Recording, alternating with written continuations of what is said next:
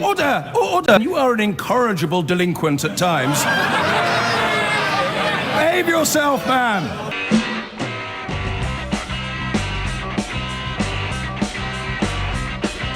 I've been going out with a girl, her name is Julie, but last night she said to me when we were watching telly.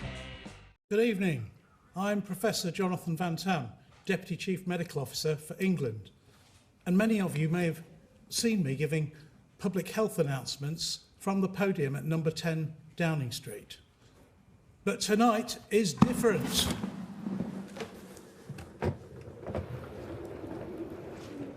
Tonight, I'm speaking to you as a scientist and a doctor, not a government advisor. Welcome to the Royal Institution Christmas Lectures. Tonight, we're going viral. Now, a shock election result in the United States where the Republicans have won the governorship in Virginia for the first time in more than a decade, while the race in New Jersey is still too close to call. It is bad news for Joe Biden and the Democrats' hopes of keeping control of Congress in next year's midterm elections, as our Washington correspondent Siobhan Kennedy reports. The look on a weary Joe Biden's face says it all. A long flight back from Europe and a chance to digest critical election results that just 10 months into the job delivered him and the Democrats a resounding thumbs down. Overnight, the Republican Glenn Youngkin pulled off a victory not seen in Virginia for more than a decade, winning the governor's race in a state Joe Biden took with ease just a year ago. All righty, Virginia, we won this thing!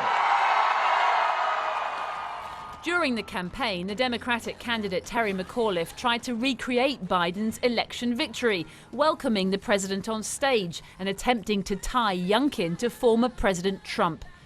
But it didn't stick, and on top of that, the Democrats' infighting over Biden's domestic agenda gave McAuliffe nothing to sell on the doorstep. But it was Youngkin's relentless focus on divisive culture issues, notably race and COVID mandates in Virginia's schools, that won the day. People don't want tyranny. People don't want to be told what to do. This is a dumpster fire, and people want to change. Parents like Tiffany identified with Youngkin's message that kids shouldn't be forced to wear masks and have vaccines, and that the so-called teaching of critical race theory in schools, a theory that racism still exists in American institutions, should have no place in the classroom. The problem I have is that my son was being taught propaganda. My son was not being taught factual information, and he's too young to understand one way or the other. And the problem for Biden is it's not just Republican parents who swallowed Youngkin's stoking of culture wars, but suburban swing voters too, who just a year ago went Democrat. Democrats have kids in schools too, and they don't want them going through this stuff. They don't want their kids growing up and being told at 5 years old that it's okay to, be gay. In the last hour, the government has performed the most extraordinary U-turn on its plans to overhaul the system for investigating MPs after a furious backlash. Yesterday, Number 10 threw its support behind reforming the Standards Committee and effectively blocking a vote to suspend the former Cabinet Minister Owen Paterson. The Common Standards Committee had recommended he be suspended for 30 days for what they called an egregious breach of lobbying rules. Labour said that the Tories were just wanting to let off one of their own. Let's have a look at the verdict in some of the papers this morning. The Daily Mail: shameless MPs sink back into sleaze. This was the headline on the front page of The Guardian. Prime Minister accused of corruption as rules on sleaze torn up. And this, finally, on the Eye. Tories rip up Britain's anti-sleaze rules to save guilty MP. Dan Hannan, has the government now made the right decision to rethink the plans and separate the case of Owen Paterson from its call to overhaul the plans? Honestly, I think the whole system of MPs regulation is wrong. I think it infantilises the electorate, and I think it encourages worse behaviour from MPs. I'm of the view that there should be a very powerful external regulator that can sack MPs like that without giving them any explanation, and it should be called the electorate. Right. And anything that comes between the electorate and the MPs and presumes to dictate what's allowed and what isn't tends to replace a culture of conscience with a culture of compliance. It All right. encourages MPs to say, is this technically legal, rather than is this the right thing I mean, to do? people will argue that there does need to be some sort of parliamentary system to police We or didn't have one investigate until MPs. the early 90s, well, all right, and but have MPs started behaving better since others then? can discuss. You know, one of the things that being in politics has taught me is that most people's definition of corruption tends to overlap almost 100% with their definition of holds views with which I disagree, and that means that there's a the front pages of the papers, lend and actually support a different viewpoint. You know, because the general view since the expenses crisis is that all MPs should be housed in barracks and watched over by wardens, and not allowed to make phone calls. I honestly think that this creation of this superstructure of people determining who's fit and proper. I think that is a removal of the rights of the electorate, and it's something I feel very strongly about. The original proposal for recall, of which I was a huge supporter, is that if you got to a high enough number of signatures that it wouldn't be used frivolously, 10% or whatever, then you could have a recall and it wouldn't need to be for corruption. But how would they know? How would they know the information? We wouldn't presume to second-guess them. That would be up to the electorate. The problem is that what happens now is that it's effectively up to a committee of other MPs who may not like you on a personal level, who may have a partisan grudge against you, to decide who can be taken out. There were a number of Conservative MPs on this committee. Sure, I know that. But that's the structural weakness in the... And finally, members of the Handforth Parish Council were famously certain that Jackie Weaver had no authority in their bad-tempered meeting that went viral last year. Now, another councillor has rebelled against the chair of a local council to such an extent the police had to be called. Ellie Pitts reports. Point of order. Leave the bit Point now, please. of order. So you're refusing to take the point of order, which will leave me just to speak over you all night. And so he did. Point of order. Councillor Chrissy Morris was relentless at the Malden District Council meeting on Thursday night. You can't make me leave the meeting. Where on the agenda, alongside the usual planning issues, was Councillor Morris's behaviour itself. He's been the subject of 2 investigations. Within minutes, the police were called. You're essentially breaching the peace. No, I'm not. By not allowing these. No arrests were made, but the meeting didn't get any better. You have no authority on me. You have no authority here, Jackie Weaver. They were scenes reminiscent of the chaotic Handforth Parish Council Zoom last December, where the now famous Jackie Weaver had been parachuted in to sort them out. Meeting is closed. Eventually, at the Malden meeting, a tired chair called for everyone to leave. There you go. We'll have to wait until next month to see if his point of order is heard. Ellie Pitts, ITV News. Sunday Times story yesterday which said that 15 of the last 16 of the Conservative Party treasurers, your party treasurers, have been offered a seat in the House of Lords, having donated more than £3 million to the party. And an ex-party chairman said the most telling line is that once you pay your £3 million, you get your peerage. What are you going to do about that as the Prime Minister's anti-corruption champion? So I'm afraid I didn't see the Sunday Times piece yesterday, so I can't comment on the detail of it. You don't read the Sunday newspapers? I didn't read that piece.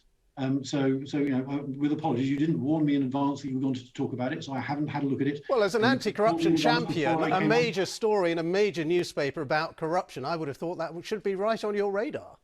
Indeed, and I will get to it in due course. But for goodness' sake, there's this debate this afternoon which I was preparing for and looking at, and it is very, very important. So, forgive me for not having read precisely the piece that you then pull out of the hat in order to try and put me on the spot in your live interview. Well, let me just ask you then, if that is true, that 15 of the last 16 of the Conservative Party's treasurers have been offered a seat in the House of Lords, having donated £3 million to the party, what would you think about that? Well, so you just said if that is true, I would need to go and look at the article. Have you seen it? No, I haven't. Ah, what do you think of it then? I think the idea behind it is absolutely vile. And it smacks to me of, there was a caller to Majid Nawaz's programme over the weekend who said that the definition that Mussolini gave of fascism is the state working hand in glove with corporate bodies. With commerce or industry, presumably. I mean, I don't and know the quote, but I imagine. That's what it's smacking of to me. And maybe some of the journalists that are investigating all of the politicians, rightly... Barbara, with the sleeves, maybe they might start looking at Tesco's management. Barbara, it's Santa's got his vaccinations. What's the problem with that? Well, there is a thing called freedom of choice, actually. Yeah, but no one's suggesting that if you don't have a vaccination, you can't shop at Tesco's. It's just a gag to show that Santa gets it. Because currently, it's not just a gag. It's propaganda, and it's just vile. How is it propaganda? It's just vile. Just planting that seed. Might I ask you? I assume you've not had your vaccinations. Well, that's none of your business, Nick. Okay, no, I did say might I ask you, and I absolutely appreciate that. Can I ask you another question? Yeah, go on. When you go out in the car, do you put a seatbelt on? I don't have a car. No, but if you travel in the back of a car or a neighbour or a friend... Well, quite often, actually, I don't, and I genuinely don't. And why might that be? You want to risk your life? Because I take, there's risks in life, and I'm quite happy to take whatever risks I choose to. In the middle of the night, if you need to go to the bathroom, do you like to do it in total darkness? Well, sometimes I do. That's a stupid question. Sometimes you do that as well. Okay. If ever you want to put a plug in, sometimes you just think, I'll take the plug off. I'll just stick the bare wires in the wall. Oh, no, you're just being stupid. It's just... I'm the stupid one. Yeah, it's just ridiculous. Okay. Right. When it comes to vaccination, you're putting something into your body that has to be your choice. Has to be. Of course it's your choice. I've never said it's not your choice. Yes, but if it's going to minimise your chances of catching a disease that could kill you, or minimise your chances of catching a disease that so-called long COVID... I don't think that. No, I don't think that in the slightest. And I understand that. And might I ask, it is the worry of putting chemicals into your body, is it? And I understand if that's the case. Totally. Okay, all right. You know that diseases such as smallpox and others have been eradicated because lots of people did put chemicals into their arms. Well, I'm not entirely sure that is true, actually. Okay. I think probably we'll leave it for there. Next time I'm in Bournemouth, we'll go for a drive, but I will insist you clunk-click every trip. There'll be listeners saying, what the hell's you talking about? I wonder if that advert still cuts through. Would you have known what clunk-click every... Nope, so the guy in his 20s... Well, laughing in his 20s, he acts like he's 42, but he's 24, I think, doesn't he? Okay, it was an advertising slogan at the time. Barbara, thank you.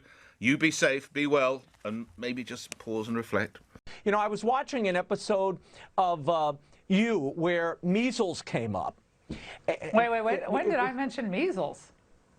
I don't know. It was on You. Wait, what was on me? What are you talking about? Is Raymond even hearing what I'm saying? I never had the measles. Was on You. We never did a measles and vaccine episode. Is this a joke? I know. I don't even know what you're talking about. It was on You. It was on You. I've never had measles. What are you talking about? This is stupid. It was an episode of a show, Laura. What's it called?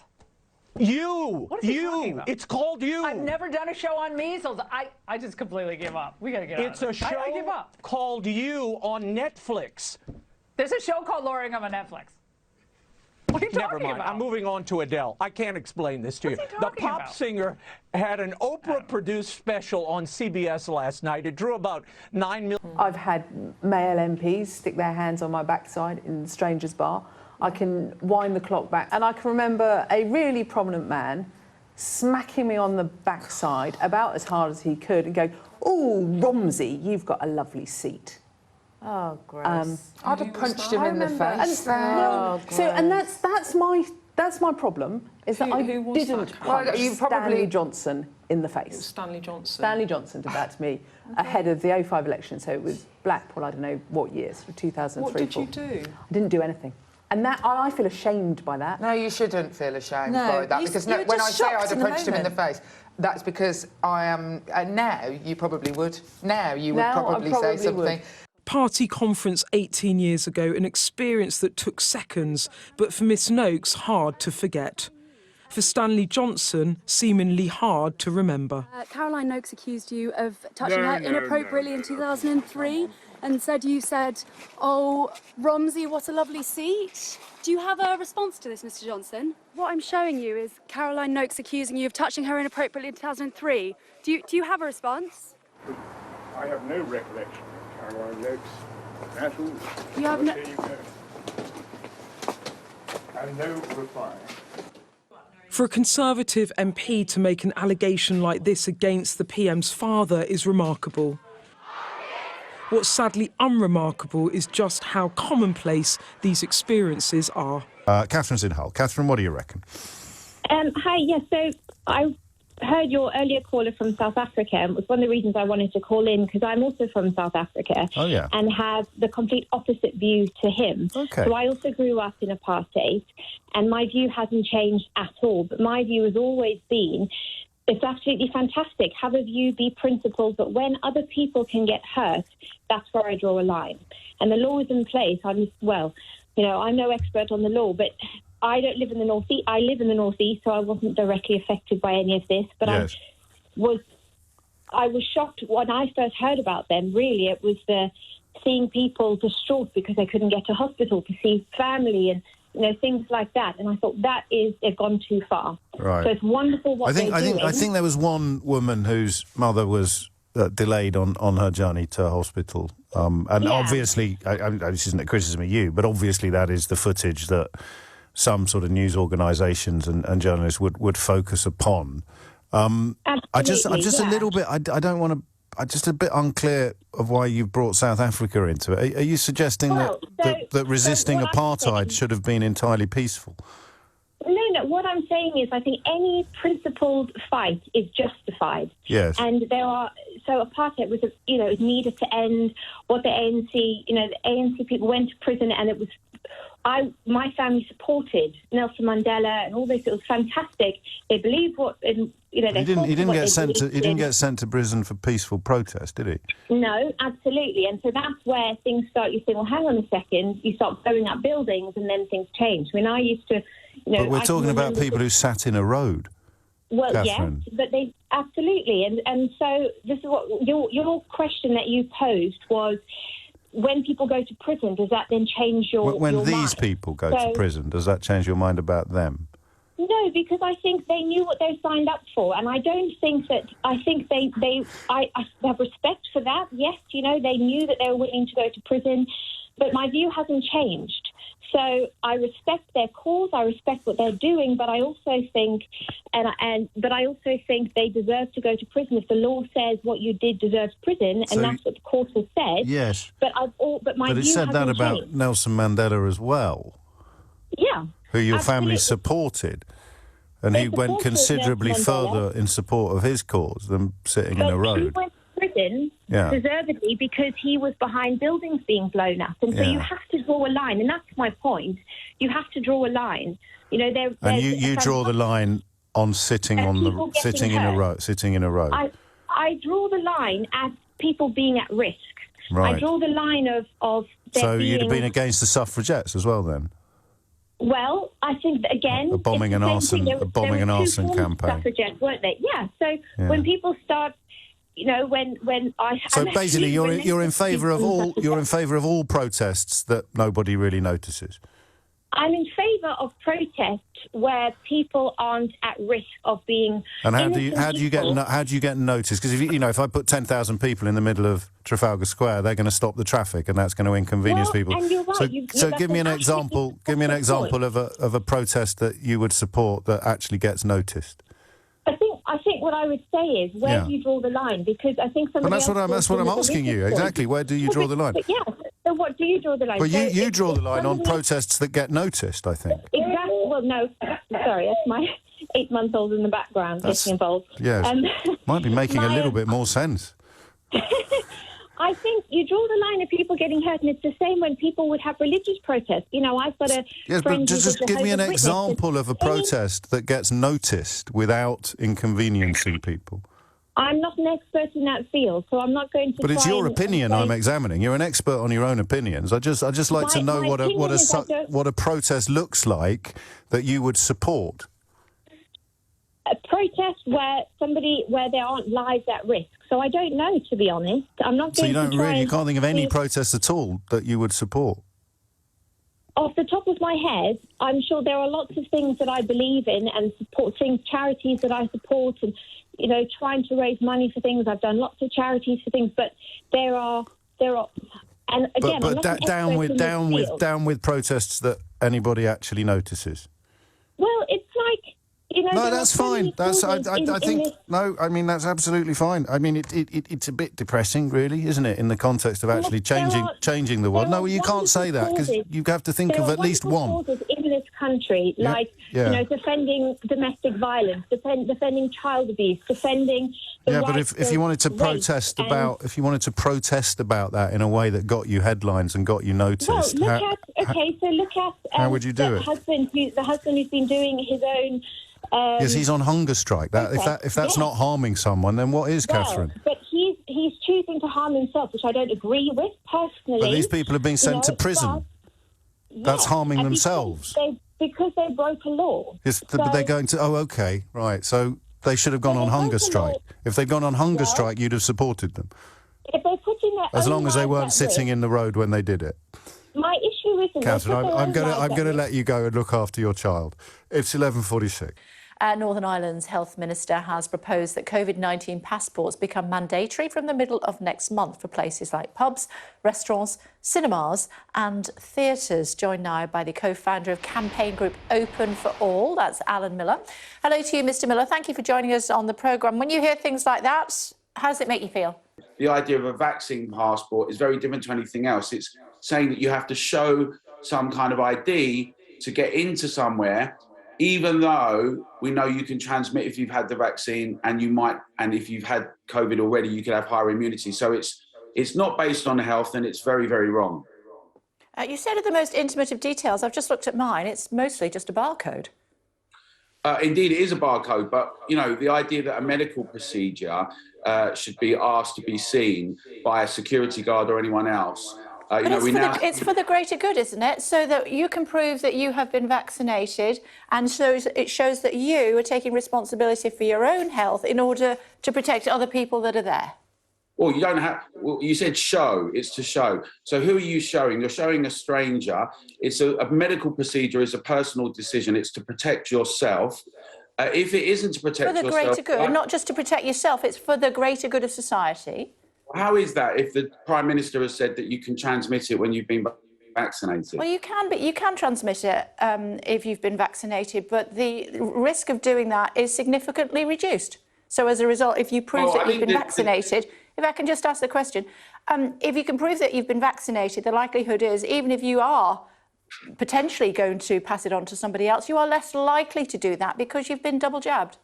Well, it's not actually true, is it? Because we know that studies from Israel have shown that if you've had COVID and you've not been vaccinated, your immunity is between 25 and 27 times higher. So this is an important discussion and it's great that we're having it. But the principle that Winston Churchill put forward, that you should never... Winston Churchill, goodness. Going back that far. And then he dispensed with ID cards, and we've never had a vote to bring them in. It's not an ID card. We just established it's not an ID card. It's just to prove that you've been vaccinated so that you have done your bit for society to try and make it safer so that people can go out and about and get back to their normal lives. Your words, Kate. Indeed, they're your words, but it actually has someone's name on there. So it's a health ID card with your name and personal details. Yeah, it's got your name on it and your birthday. And that's, you said it's got loads of personal information on it. It's got your health on it and your birthday. It's a bit like asking someone as well, why don't we ask them for their other health areas, STD and other things? It would be absolutely ridiculous. What a nonsense thing to say. Goodness me. What's the difference? How can somebody going into, I don't know, a club or something, you're asking them for their STD, a list of previously. Indeed. Don't be absurd. Well, you're saying it's absurd, but the idea that you're being it's ridiculous comparison. And the vast majority of people in Britain have been vaccinated, right? That's the point. So this is more of a performance and a demonstration. It doesn't actually protect health. It's something to do with saying you're looking like you're doing something has enormous damages to business, but much more it's about our question of our actual liberties and freedoms and our rights. It proposes no health solution of any benefit, but it has enormous damaging impacts to business, hospitality, and also between citizens. It opens up business and hospitality. That's the whole point. How can it damage it if it's opening it up? Well, it's not opening it up because we've been open. Well, it is, because you're showing that you've not got COVID and you've had your double jab, and as far as you know, you've not got COVID, and so those clubs and bars can open as a result, and people can go out and have a decent time.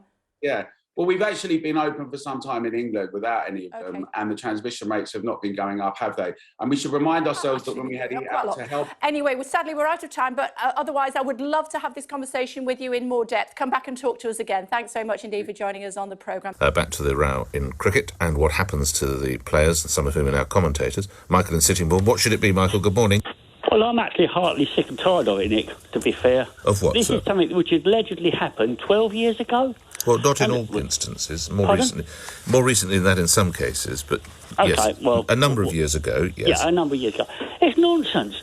Well, I just don't understand why the media is so obsessed with this, because everyone I know is heartily sick and tired of it. When there's far more important issues to talk about, all we're talking about is someone who's allegedly called Kevin. Well, no, hold on. No, it's far greater than that.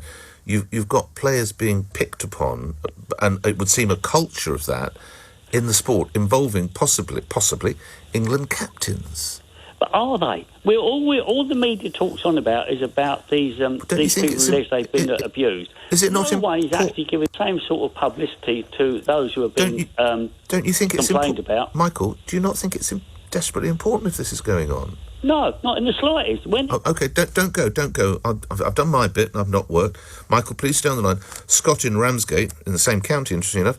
Tell your fellow countyman why this is important. Scott, good morning. Ultimately, these are sportsmen that have represented our country, that are held up in high esteem, that have been given CBEs and OBEs. Now the contribution that the gentleman gave yesterday to the select committee moved lots of people. I was, moved to tears. It was absolutely disgusting behaviour. And for then someone to come out and say, well, I don't remember it happening. It didn't happen. Well, a guy's not going to go on, record of all this and sharing all that emotion for nothing. I mean, that they... Don't go, Scott. Michael, Scott's got a point. We've put some of these people on pedestals. We need to know the reality, don't we, if they have racist tendencies? Well, you might put them on pedestals. I certainly don't. No, hang on. They've got OBEs and they've captained... Well, that doesn't mean anything. You know what OBE stands for, all right, don't you? OK. They've captained other national teams. Well, that doesn't mean much, Oh, does it? come on, then. Oh, come on. Cricket's a minority sport. The thing is, why doesn't the media start sticking up for those who are being abused about? I mean, I forget the... But these are... Let's bring Scott back in. These are the victims of abuse, aren't they, Scott? Scott? 100%. You could hear, the guy yesterday was breaking down when he was recalling that he at 12 years old was having red wine poured down his throat. He says. Well, I suspect, Nick, and you won't agree, I suspect all these people are seeing £50 notes. No, I'm sorry, I'm going to not cut you off, but he's not being paid for this, Michael. Mr. Rafiq is not being paid to give evidence to the panel of MPs. No. Of course not, but I suspect all these people are looking to get a good compensation payout. A lot of it yesterday, when it's on the news, I normally turn off because it's so boring. I suspect a lot of it's crocodile tears. To be treated like that when your wife has a stillbirth? Allegedly treated like that. We're never going to get rid of the allegedly, are we? Michael, thank you, I think. We want to take forward those reforms. In the meantime, perhaps he could clear up from his proposals, whether he would continue to be able to take money as he did from Mishcon de Rea and other legal firms. Order. Prime Minister. As you know, and I do remind you, it's Prime Minister's questions, not Leader of the Opposition's questions. Here's Starmer. What I think the nation wants to know, because his register is incomplete, who paid Mishcon de Rea and who paid the 25,000? Who's paying him for his... Just a minute. Prime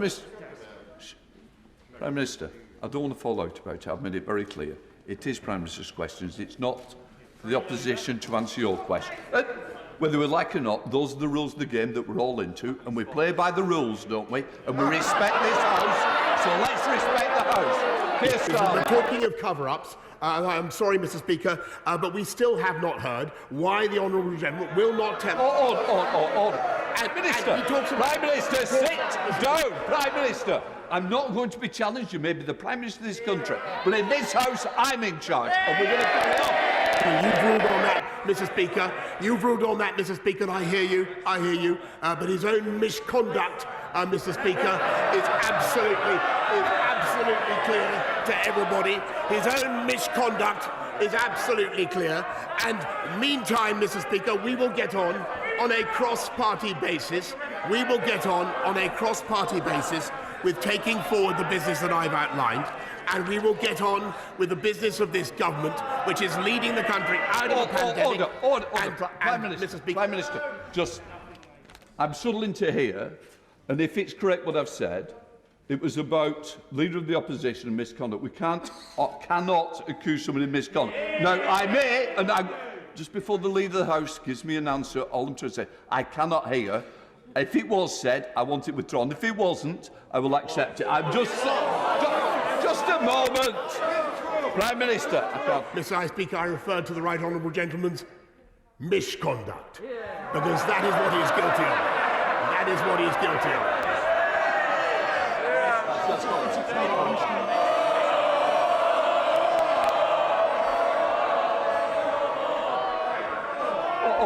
Order. I don't think this has done this House any good today. I'll be quite honest, I think it's been ill-tempered. I think it shows the public that this House has not learned from the other week. I need this House to gain respect, but it starts by individuals showing respect to each other. Well, the Rittenhouse trial has been both a complete farce and a stark reminder of the state of our justice system. To wit, never trust a prosecutor. God, I wrote these dudes off as soon as they brought up violent video games last week. Like, what year is it? What were they going to do next? Ask him about gangster rap? Call Marilyn Manson to the stand? Are you kidding me? And then their closing arguments included scenes from a Patrick Swayze movie like This Is the Right Hand of Justice. Jesus Christ. To say nothing of the comically biased judge in the case. If that dude was a villain in an Aaron Sorkin movie, critics would be roasting how on the nose that character is. Nobody whose ringtone is Lee Greenwood has a nuanced and even-handed philosophy on gun rights in this country, okay? That motherfucker probably thinks every American middle schooler should be armed, and he's presiding over the case of the murderous mama's boy. It's bullshit. The whole thing's ridiculous, and it would be laughable if it wasn't abjectly terrifying, both because you realize that these same factors, incompetent attorneys, prejudiced judges, have conspired to ruin countless lives of those less pasty and privileged in this country over the years, but also because of the implications it has for the future. And I'm not talking about riots. I know the right's eating it up right now. As soon as he's found not guilty, the left's going to burn everything down, and we would never. Right, yeah, no, to get y'all to riot, we'd have to do something truly egregious, like remove the bust of a slave owner or announce the results of a free and fair election. That's what it takes to make y'all reach for the tiki torches. Kiss my ass. I'm talking about all the future Rittenhouses out there. And they are legion, buddy. They're out there right now all around this country. Pudgy and mediocre. Getting cut from sports teams and shot down by would-be prom dates, and they're watching this shit with bated breath, wiping the crumbs off their Punisher shirts and daydreaming about making their own mark on the world. And after seeing how this has gone for Rittenhouse, how he's been lauded as a hero, why wouldn't they follow suit? Why wouldn't they go down to the assault rifle store on the corner and strap up, get a bunch of other shit with skulls on it, and head down to the nearest protest and play vigilante? Because after all, in their world, it's always open season on Antifa. And now the rest of us got to deal with this fucking mayonnaise militia at every peaceful protest from now until the start of the next probable civil war. And for that and myriad other reasons, I say fuck Kyle Rittenhouse. Love y'all. He lost his place, imitated a car, and somewhat unexpectedly ranged from Lenin to Peppa Pig. But Boris Johnson insisted that his speech this morning to the CBI and South Shields had gone down well. Reaction, though, has been mixed, with the Prime Minister's address variously described as bizarre and bewildering, while one reporter asked him, "Is everything okay?" I can tell you as a former motoring correspondent, EVs may not burble like sucking doves, and they may not have that rum, rum, rah, rah that you love, but they have so much torque that they move off the lights faster than a Ferrari. So with safer streets, with great local schools, with fantastic broadband,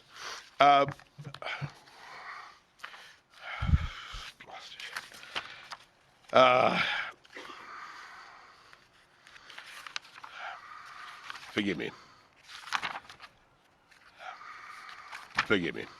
Yesterday I went, as we all must, to Peppa Pig World. I don't know if you've been to Peppa Pig World. Who's been to? Hands up anyone who's been to Peppa Pig World. Not enough. it's fantastic. I was a bit hazy what I would find at Peppa Pig World, but I loved it. And Peppa Pig World is very much my kind of place. The real lesson for me going to Peppa Pig World, and I'm surprised you haven't been there, was about the power of UK creativity. Who would have believed, Tony, that a pig that looks like a hairdryer, or possibly a sort of Picasso-like hairdryer, a pig that was rejected by the BBC, would now be exported to 180 countries with theme parks both in America and in China, as well as in the New Forest, and a business that's worth at least £6 billion to this country. £6 billion and counting. Now, I think that is pure genius, don't you? In your speech to the CBI, you lost your notes, you lost your place, you went off on a tangent about Peppa Pig. Frankly, is everything okay? I think that people got the vast majority of the points I wanted to make, and I thought it went over well. Thank you very much. Thank you. Thank you. I would argue that to say that just because Channel 4 has been established as a public service broadcaster and just because it's in receipt of public money, we should never kind of audit the future of Channel 4, and we should never evaluate how Channel 4 looks in the future and whether or not it's a sustainable and viable model. It's quite right that the government should do that. But Channel 4 is not like the BBC. It's not in receipt of licence fee money. It makes its money from commercial operations. And so, although it's, France, there's only one possible solution to this, and France has got to take back all of the migrants who are caught travelling from France to the UK, wherever they might be caught. And this is the only way to save lives. It's the only way to break the economic model of the organised criminals and save hundreds of lives, as well as prevent the misery that exists in northern France. It was totally disingenuous, I think, for Macron to make his outrageous ad hominem attack on Boris Johnson's letter, because he said it was published on Twitter. The real beef that they've got is with the simple request that France take back the migrants, which they know is the only way, the only surefire way that we're going to actually stop this vile trade in human life. Well, I mean, as you know, there's a massive row going on about who should help to pay for this, and I know that on the radio this morning we heard this to do as well, that Britain promised some 54 million to help with some processing on the French side, and the French are saying we haven't received one sou of that money, not 1 franc of that money, not 1 euro of that money, nothing of that money. So what are we meant to do?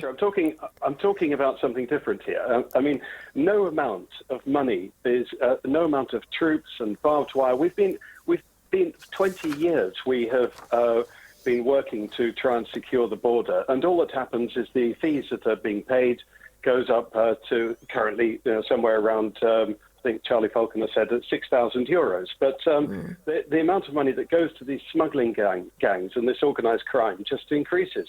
And we could probably put an entire army on the border and it wouldn't stop it. We have to break the economic model. So what about doing it the other way? Did you hear what Alison said? Jeremy, what Alison... Well, I mean, you can sort of say to France, you must do this, you must do that, but we're not having very good relations with France at the moment, so they all say we don't have to do anything you say.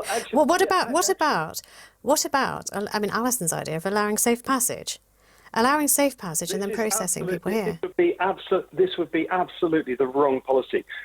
Unfortunately, there are a lot of people who live in poverty around the world, possibly a third of the world's population. We can't take 2 billion people into this country. The more that the RNLI in Kent, particularly, partly in East Sussex, increasingly is becoming a taxi service for the illegal gangs pushing migrants across into the English Channel, has effectively become an arm of border force, and that this is leading to division within coastal communities, questions that are being asked by RNLI crew, and that it's a problem because people who give money to the RNLI are asking themselves, do we really want to give money for this?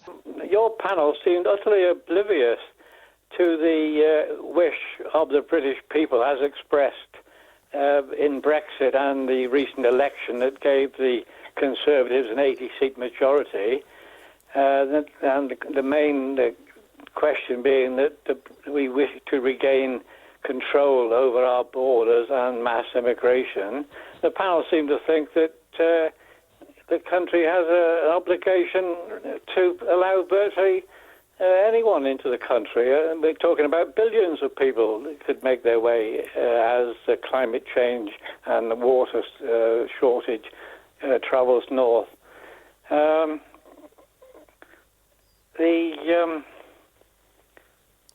the will of the British people, you think, was expressed very clearly, and that it was a lot to do with migration. Can I just ask, I mean, you have the man that you voted for in charge. You have his hand-picked team in charge, and they have been for some time now. Are you happy with the way they're dealing with it? Well, no, we're mired in controversy over the people arriving in boats. The best suggestion I've heard is that the migrants, most of whom are economic migrants, let's face it. Well, how do you know that? Well, I don't know it, but I mean, it's generally accepted that most bulk of people are not actually refugees fleeing from religious oppression and that sort of thing. But the best suggestion I've seen is that these people should be taken to a ship moored in international waters. They shouldn't actually be allowed to enter this country where they're coached by these very well-paid lawyers, which tell them what to say in order that they can gain entry to the country. And I should have thought a couple of days on the ship while their status is actually established. And those that are genuine refugees fleeing from some sort of persecution could be allowed entry, and the rest should be removed back to the country that they originally came from.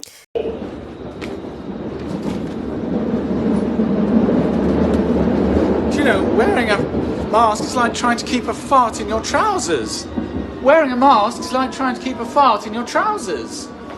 Wearing a mask is like trying to keep a fart in your trousers. Wearing a mask is like trying to keep a fart in your trousers. Wearing a mask is like trying to keep a fart in your trousers. What is it like?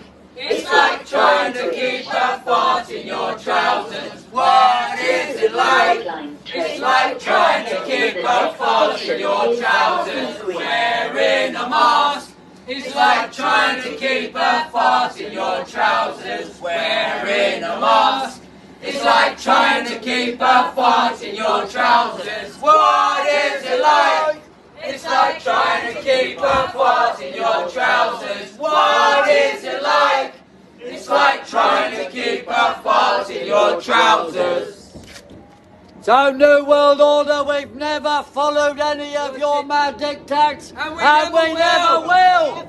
Resist, defy, do not comply. Resist, defy, do not comply. Resist, defy, do not comply. Freedom, freedom. I'm not going to get the vaccine because I'm a rugby player. So I've heard all of these arguments about protecting the NHS, protecting the population, protecting the vulnerable, protecting myself from a worse infection, protecting myself from contagiousness. And I've decided I'm not going to get it because I'm a rugby player. 27 after 10 is the time. Edward is in Isleworth. Edward, what would you like to say? Hi, James. Nice to speak to you. Likewise. I'm a funeral director based in West London. Okay. Couple of my staff, young guys, one's 25, one's 30. They both haven't had the vaccine. Now, the reason they've told me they haven't had the vaccine, and there's quite a feeling among our industry of this, that actually the deadliness of the virus has been hugely overplayed. And for example, my guys wouldn't have a flu vaccine because they're only young guys, and yet there still are deaths every year from the flu. They think that their characteristics, including age, protect them from the threat, and they don't make the link between the individual and the herd. No, I think they think that the overall threat of COVID has been hugely overplayed. Why? Why do they think that? What do they think the reason is for hugely overplaying the threat of COVID? Well, the statistic, the death rate mainly. We've put a folder together aside of a huge number of deaths. No, you misunderstand me. Not the quotes, evidence end quotes that they've put to. Why are the government overestimate? What's the plan? I think it's just the process of the way COVID has been put onto death certificates. And but why are they doing that? Let's pretend that's true. I don't think they're doing it on purpose. I think it was... No, you misunderstand me. What is the plan that the government are following by doing this thing that we know they're not doing? But your mates, your colleagues, what do they think the plan is? I don't understand your question, James. Right, let me try again. So the COVID death rate is being exaggerated. Mm-hmm. For what reason? There's no reason behind it apart from the process was wrong from the start. We've had suicides and murders classed as COVID deaths. Yes. I mean, that's just ridiculous. Right. And that's added to the death rate. So it's not so okay. So the perception among the people is that it's much worse than it is. How many COVID deaths have you dealt with? I'd say probably back when the death rate was high. When we were talking thousands a day. With COVID, we were probably, I'd say 30-40% of the deaths that we were dealing with were classed as COVID. Yes. So why would any authority be misleading the public about that?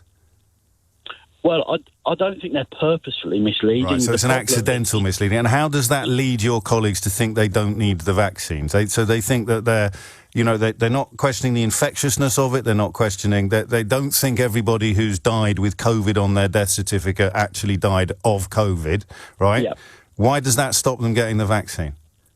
Because it's similar to the flu, where at their age... Are you describing your colleagues now, or are you describing yourself? What do you mean? Well, it's not a trick question. No, because the problem I've got is that you're not making any sense, but you've got this wonderful defence of being able to say this is what they think, and I can't examine them. So you are telling me that the coronavirus is like the flu, and that's why your colleagues aren't getting vaccinated? Well, they don't take a flu vaccine, James. No, but do you? Because of their age. Do I? Yes. No, I don't take a flu vaccine. No. And have you been vaccinated against the coronavirus? Yes, I have, yeah. So at what point do you fail to explain to them why they should get vaccinated as well? Well, my reason for vaccination was mainly because of the restrictions I felt I would be put under if I didn't have the vaccination. Right. So you don't believe in it either, then, as an actual guard against protecting the population from the virus? I do for the elderly. Right, and here we are. Okay. And as an undertaker, you've only dealt with old people who died of COVID, and anyone who's young, that was a fake death certificate. Well, no. Or it was a doctored death certificate. It had stuff on it that wasn't true. No, not at all, James. It's just the process of them putting COVID onto the certificate. If we were to look into that process, there have been failings in that, and that's why I think... Yes, but you're sitting here now telling me you only got the vaccine so that you could retain your freedoms to go places. You're not actually worried about getting it because you're young and do you play rugby? No, I don't actually. So you're not worried about getting it, and then you read about all the people who've got it and have been very, very ill, or they've died, and they're probably younger, some of them, and fitter than you, and you think, oh yeah, but they're the ones who had the death certificates that weren't accurate. No, I don't. I can't. No, it's no offence. I can't do any more. I don't understand the point that you're making. All right, let's have one more go. How big a risk to your health is the coronavirus on a scale of 1 to 10? Well, now I'm vaccinated, obviously I think it's very low risk. And before you were vaccinated? Small. Right, there it is, you see. Why didn't you just say that at the beginning, and then I could have saved 10 minutes of my life? Edward, Why do you have to start talking about your colleagues? Why didn't you just ring in and say, I'm one of those people who thinks it's not a big problem or a big risk. I don't care about anybody else, despite being an undertaker. I only care about my access to pubs and cinemas being limited, and that's the only reason I've taken the vaccine, because it doesn't actually pose a big health risk. And I tell you what, Edward, while you're here, why don't you try this line out on some of your clients' families when they come in to see you next time? Well, James, the feedback I get... It's 10:33. ITV News has acquired evidence that there may have been a Christmas party inside Downing Street last year, breaching COVID rules. That is, despite the Prime Minister repeating once again today that all guidance at the time had been followed. A video we've obtained shows Downing Street staff openly talking about a get-together 4 days after it had taken place on December the 18th last year. They can be heard jokingly describing it as a business meeting with cheese and wine and no social distancing. Now, at the time, of course, London was in the strictest Tier 3 lockdown measures. Our UK editor Paul Brand has this exclusive report. A week before Christmas, as millions were cancelling plans, was Downing Street still full of festive cheer. Tonight, ITV News has fresh evidence that a party may have taken place in the very building that had just proclaimed them banned last year. In a rehearsal on the 22nd of December, the Prime Minister's then spokesperson, Allegra Stratton, is practising for the televised press briefings she'd been planning to host. Anybody have any questions today? She's answering mock questions posed by senior Downing Street staff acting as journalists. They include this one from Ed Oldfield, an advisor to the Prime Minister. I've just seen reports on Twitter that there was a Downing Street Christmas party on Friday night. Do you recognise those reports? I went home. Hold on.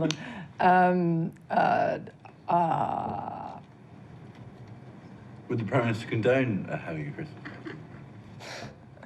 What's the answer? I don't know. It wasn't a party, it was cheese and wine. Just be clear, it's not. Is cheese and wine all right? No. It was a business meeting. I'm joking. This is recorded. This fictional party was a business meeting. And it was not socially distanced. That recording is the first time Downing Street staff have been heard openly discussing a Christmas party here on December the 18th. Crucially, the talk of cheese and wine, of it being a business meeting, of there being no social distancing. None of that sounds as if it met the rules back then. At that point, London was under Tier 3 restrictions, with people advised to work from home where possible and socially distance if they were in the office, with the rules spelling out that social gatherings, including Christmas parties, were banned. The day after the alleged event in Downing Street, new restrictions meant for millions Christmas was cancelled altogether. It is with a very heavy heart, I must tell you, we cannot continue with Christmas as planned. Yet for the past week, Downing Street has denied breaking the rules it was making. The Prime Minister isn't thought to have been at the party, but on Wednesday didn't quite refute that there had been one. As millions of people were locked down last year, was a Christmas party thrown in Downing Street for dozens of people on December the 18th? Prime Minister! Mr. Speaker, what I can tell the right honourable gentleman is that all guidance was followed completely during number 10. For days, his ministers have held the same line. All rules were followed at all times in number 10. You're 100% confident? I'm absolutely confident in the heart of government that all rules would have been followed at all times. Labour MPs have asked the police to investigate. Yesterday, the policing minister said that would be up to officers. Obviously, the police have to make decisions themselves about reports that are made to them about all manner of things. But still today, the Prime Minister was insisting no rules had been broken. I can tell you that the guidelines were followed at all times. But our source has told us differently. We all know someone who died from COVID. Seeing this all in the papers, I couldn't not say anything. I'm so angry about it all, the way it's being denied. Though for the first time tonight, perhaps we have an admission. This is recorded. This fictional party was a business meeting. And it was not socially distanced. After all the sacrifices we've made during the pandemic, ministers have promised a great Christmas. The question is whether some in Downing Street were enjoying one last year too. Today, she took a very different tone as she resigned. My remarks seemed to make light of the rules that people were doing everything to obey. That was never my intention. I will regret those remarks for the rest of my days, and I offer my profound apologies to all of you at home for them. Here's Adrian in Esher. Hi, Adrian, what do you think? Yes, good afternoon. No, I'm just bemused by the whole wretched thing. You know, the Labour Party are clearly unable to provide any sort of constructive opposition, and as a result turn to utterly wasting the police's time. Don't the police have more important things to do than to check on what may or may not have been a party 12 months ago? Did you hear what Lorraine had to say a moment ago? Yeah, I did. Isn't that why it's important? Because millions of people were being asked to follow the rules, and the suggestion is that Downing Street didn't. No. There's a suggestion by a left-wing rag that says that they didn't, and it's been denied by the government. What on earth are the police going to do investigating it? And for what reason other than to please the left-wingers? Do you have to be left-wing to be concerned about people following the rules? Isn't it important to you? I don't know what your politics are, Adrian, but isn't it important that people do follow the rules? I said, nor do I know what my politics are. I do, but isn't following the rules important whether you're left or right-wing? Yes, but this woman, whatever her name was, who's going to break the rules... her name was Lorraine. Lorraine. Shouldn't she also be investigated by the Metropolitan Police? Isn't she, and as far as she's concerned, she's doing what the Prime Minister did? No. But if the Prime Minister did wrong, then she did wrong, and she should be investigated by Metropolitan Police. He should be knocking on every single door to say, oi, oi, oi, who's in here? Is it all legal? Isn't it of paramount importance, Adrian, that Downing Street, of all places, follows the COVID rules that it's setting out for all the rest of us? And it did follow the COVID rules, or so it says. But instead, Plod is now going to have to waste time investigating something where, frankly, with all the things that are going on, they've got better things to do. And what's more important than having the COVID rules followed? You talk about all the things going on. There's a new variant out there. Like widespread drug dealing, murders. I think that they're somewhat more important. Well, the loss... Oh, I see. Only lefties think a certain way, Adrian. All right. Mama, don't take the vaccine. Mama, Papa, don't take the vaccine. Mama, don't take the vaccine. Don't take the vaccine. Don't take the vaccine. Don't take the vaccine. Don't take the vaccine. Don't take the vaccine. Don't take the vaccine. Don't take the vaccine. Don't take the vaccine. Don't take the vaccine. David in Kingston, you're on the air. Yeah, hi, Matt. I would say to my MP, Ed Davey, I will ask him to vote against it. And if he votes for it, I will say, why did you vote for a policy which has been proven to be ineffective? Not just perhaps ineffective, but maybe even making the situation worse. In Scotland, Northern Ireland and Wales, they've continued with restrictions when we dropped ours, and their infection rate has been consistently higher. It's been consistently higher than ours has in all three of these nation states.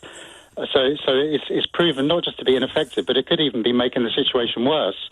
So why would you vote for a policy which, according to the ONS, has proven to be ineffective or perhaps even making the situation worse? Why would you vote for that? Why? Well, as we heard from Liam Fox just now, it's a nuanced vote, isn't it? There are 4 different votes. And he, for instance, said, I would vote for masks. I think masks are a good idea, but I would vote against compulsive vaccinations for NHS staff. So would you wear a mask in public to keep you and others safe? Well, I used to, but now that the data's showing that they're proving not to be effective. So why would you vote for a policy? The data shows that they're fit. Well, the latest data, which the government also believes in, is that I think it's 53% effective. So no, that's not true. That is true. That's not true. That's based on a particular mask. But that's one particular mask. You can't mandate that everyone wears these a particular type of mask. I don't think it is actually. I think that study is based on the most basic kind of mask, which is the one that most of us have. No, it's not. The blue That's mask. not true. It's based on a particular type of mask. General mask wearing within the population. Remember that. So hang on a second. So you wore masks. Now you're not wearing masks anymore.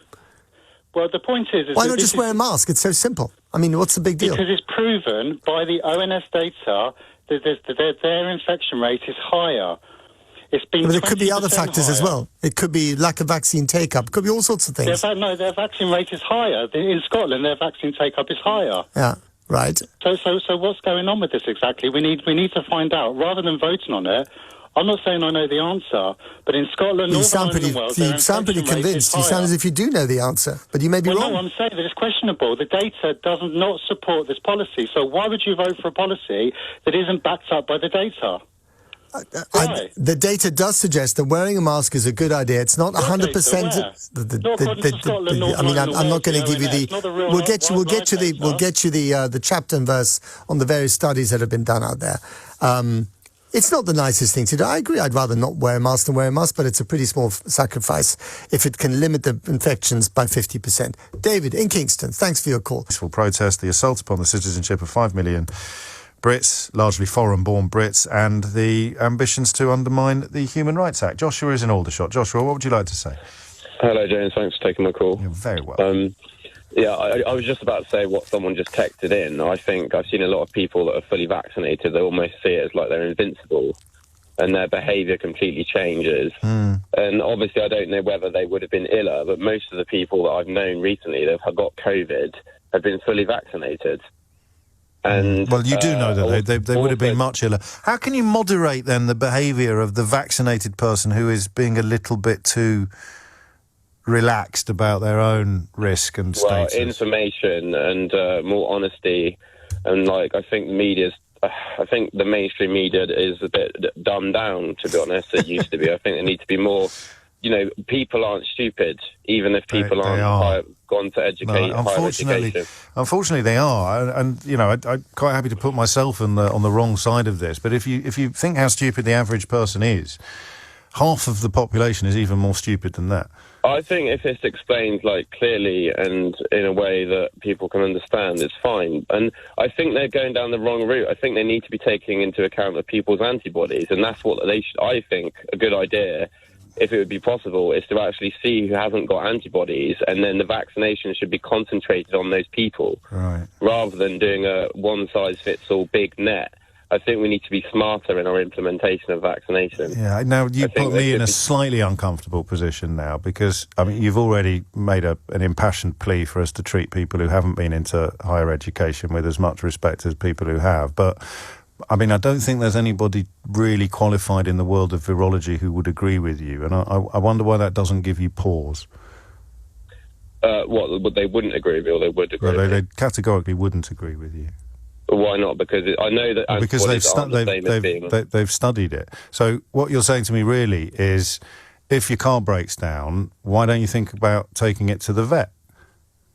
No, I'm not at all. I'm saying if you've got antibodies from natural immunity, and there was a study that came out of the National Statistics Office in the UK. It was in The Guardian. There's not much difference between people getting it. And if they get vaccinated, their resistance ends up being considerably higher. It's even higher. So why would you not want them to get their resistance even higher than it was before?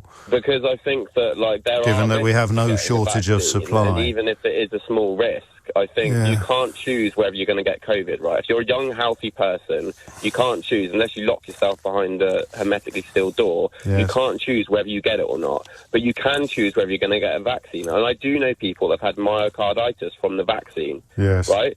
I've had COVID. I had it in October last year. You don't know anyone who's had that link proven. I do. You might know someone who's had a vaccine and has got poorly in a specific way, but you don't have the qualifications or the evidence to link what about if it was their GP to link the two together. Well, then you'd have to prove it to me, Joshua. And I'd have to say to you, why did that GP bother going to university to study medicine when he could have just got all his detail off the internet like you do? I'm not getting on my details. These are just anecdotal and detailed. But what I'm saying is... What do you think anecdotal means?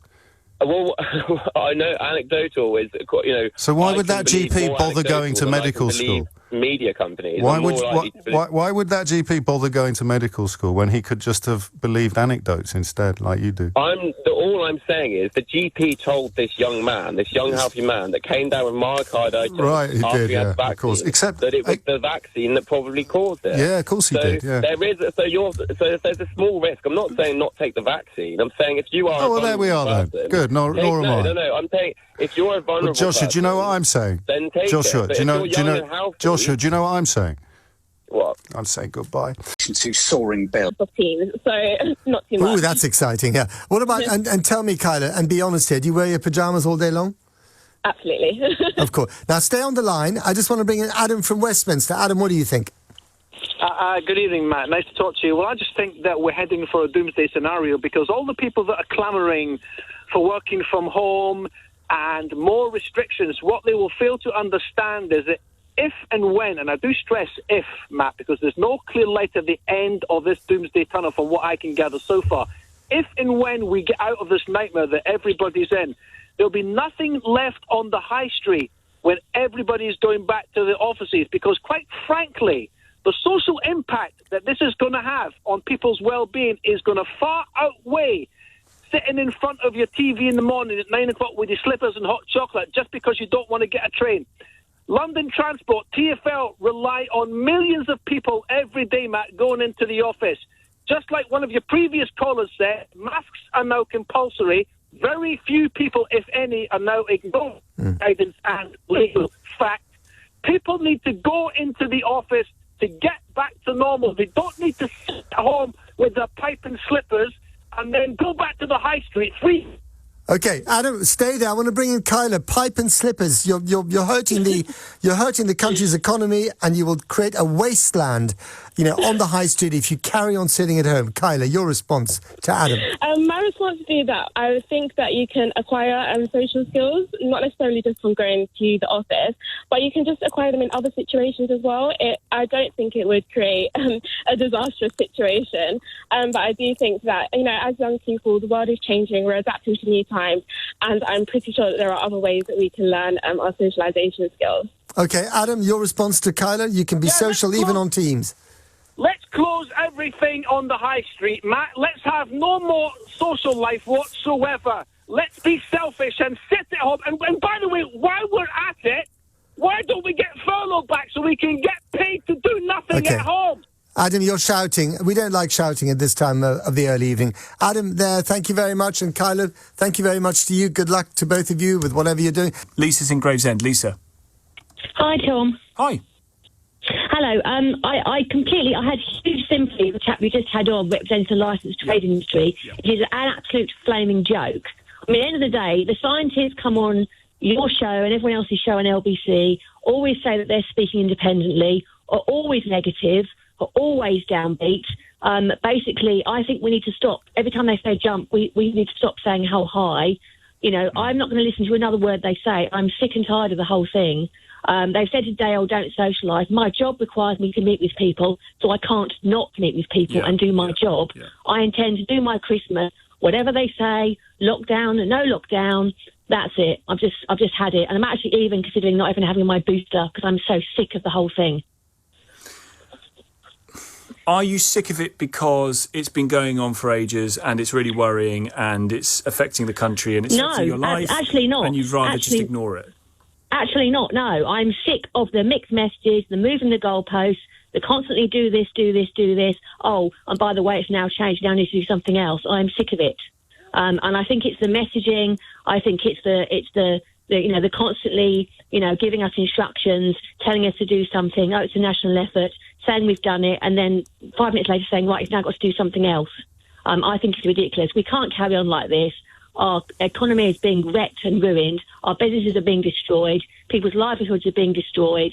There are also other things to think about, not just health in a vacuum. And that's what the scientists are telling us to do. So it's more, your anger is more that you don't perceive there to be a balance between the implications for people and their livelihoods of what the scientists are suggesting. Yeah. There is none. these people have no answer to the people. I mean, I'm fortunate, but these people that are having their livelihoods destroyed, their businesses destroyed, the scientists have no answer to that. They are not interested in that. All they can do is bang on about, oh, we must do this, we must do that. You know, and yet when you had Sally Cutler on earlier, she was saying, oh, well, maybe the boosters work. Maybe. It's not maybe. It's not possible. It's might. It's could. It's not. You know, we can't even trust what they say, and yet people are just leaping to go and get their boosters and changing all their plans and cancelling their Christmas parties. My firm has done it. The impact on business is enormous, and people just don't care about that because they're being told, you know, unfortunately, most people are listening to them. And I think we probably need to stop listening to them. We need to take a more balanced view and actually think about other things like living our lives. You know, how many Christmases are going to be wrecked going forward? Yeah. How many times will we not be able to meet multi-generational together because people are worried about their older relatives? It's ridiculous. We need to live. I think the point you make about every Christmas. And it's why I kept playing it, and people. Totally. I kept being sent a barrage of angry emails from well-meaning listeners who were saying, please, can you stop referring to the Sajid Javid answer that he gave on the 29th of November when he was asked by Greg Clark what would be the data that would move the government to bringing in new restrictions, and Sajid Javid said it would not be cases, it would be hospitalisations. But that hasn't happened. They've moved because the cases have gone absolutely through the roof. Now, that might be wise. It might be sensible and straightforward and obvious that if you've got exponential rise in cases doubling every 1.5 days, it's probably a good idea to try and get that down a bit. But that's not what the government said on the 29th of November. So they've it's the moving of the goalposts. That's what it is. Right. It is. And also, as you know, as you said, you know, we need to look at everything in the round. We need to take a balanced view, and I don't see any balance. You know, that's my issue, and that is what's making me angry. And the scientists are behind this. You know, they conveniently say, we're not policymakers, but their thinking and their modelling is informing policy decisions. Yeah. They are behind this, and they are constantly moving the goalposts. And there is, in any other business, in any other line of work or profession, Tom, if you change your mind as often as these people change your mind, you would have no credibility. All right, Lisa, appreciate the call. Have a good Christmas. Let's speak to Sarah in Lambeth. Hi, Sarah. Yes, hello, good afternoon. How are you? I've called up. Yeah, I'm good, thank you. I've called up because I've been listening to LBC over the months that this whole pandemic has been going on. And I've seen the way that conversations are going. And this whole demonisation of people who have chosen not to be vaccinated for whatever reason, I think is disgusting. They're beings the same as those that choose to have the vaccine. And that's the point, the choosing of having this vaccine. Now, if people decide they don't want it for whatever reason, they're grouped into this box of being idiots and, you know, just following social media. And that is far from the case. Just like all of those who choose to have the vaccine, they don't listen to everything that's going on positive about it. They've obviously weighed it up for themselves. Now, those that choose not to, if they have a real fear of having something injected to them where they've seen around them, although it's not highly reported, they've seen around them, there are adverse reactions to this vaccine. Very, very rare ones, Sarah. Yes, there are. Very, very rare ones. Of course there are. You state that they're very, very rare. The data says they are, but yes, you're right, there are some. The data doesn't always get it right, as we've seen in his history. The data does not always get it right. It's only time onwards that you see, oh, they were right, or oh, they were wrong. It doesn't always get it right, but I would like to make this point that, you know, that they choose not to have it because they've seen around them. Now, it may be anecdotal, but sometimes that's all you can go on is what you see. Now, if several people that they know around them have had adverse reactions to this vaccine, don't you think that that's going to make you feel even more? It's like having a bullet to your head, like Russian roulette. Am I going to be affected or am I not? Now, sometimes when they are adversely affected, they can die, as they have done. Why are footballers and athletes dropping down on the pitch, those that have Sarah, been vaccinated? let me just stop you there. Yeah, we know please. you say, what can people do apart from look anecdotally? They can look at the data that shows of millions and millions of people, a very, very tiny fraction have had any adverse effects. State the figures. Bear with me. They can look around them. Bear with me.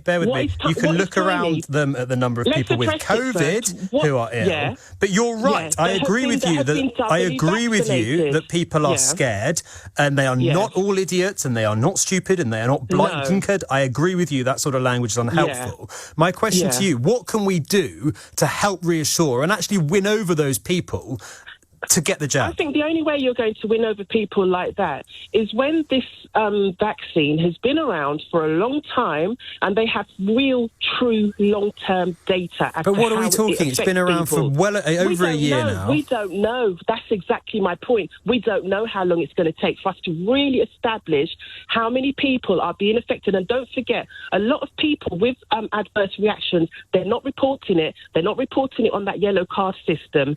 Okay, so to me, there's too much ambiguity surrounding this whole vaccine, and the fact that we're being demonised. I'm going to say it. It's as though there's an agenda. It's as though there's something other than. Because why now are they just making the restrictions harsher when it's showing that this variant? Sarah, what agenda are you alleging is in place here? It just seems very strange to me. I just can't work it out. Why they're pushing for every single person on this planet to get this vaccine. Could it be because it works and it's effective and it's safe? Could that be why they're pushing for it? For some it may be, but not for everyone. For the vast majority of people. Could that be why they're pushing it so hard? Not for everyone. For some, not for everyone is my point. Yeah? So I don't understand why every person on the planet has got to have this vaccine, where if a vaccinated person walks into a room and an unvaccinated person walks into a room and then there's an outbreak of COVID, say, how are you going to prove that it's the unvaccinated person that spread it when the vaccinated person can also spread it? Of course, Sarah, they can. They can spread it, but they are less likely to, because they are less likely to be infected in the first place, particularly if they've had 3 doses. So yes, you can't prove it, of course, but if you are in a room with 10 people who are unvaccinated and 10 people who are vaccinated, the bigger risk to you, according to every bit of science on the efficacy of the vaccine, is from the 10 who aren't. And that is the issue here. That is why I say it's not just, it should be, of course, a choice, but it's not just a choice, because it does affect other people too. And that's why I think there is so much encouragement. That's why it's not an agenda that people are being pushed and encouraged and incentivised in some way to get the jab. It's because it's safe and it's because it works.